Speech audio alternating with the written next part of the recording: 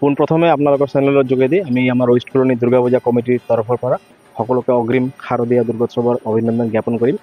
আৰু এইবাৰৰ যিটো আমাৰ থিম আছে এইটো ময়ূৰ সংৰক্ষণ কৰা, ছেভ দ্য পিকক ইণ্ডিয়ান নেশ্যনেল বাৰ্ড, এইটো আমাৰ থিম এইবাৰ।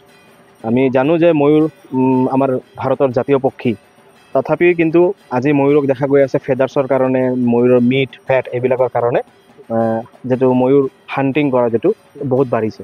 তো এইকাৰণে আমি আমাৰ জাতীয় পক্ষীক যাতে আমি সংৰক্ষণ কৰিব পাৰোঁ, এইটো এটা বাৰ্তা দি আমি এবাৰ আমাৰ পেণ্ডেলটো সাজিব উলিয়াইছোঁ।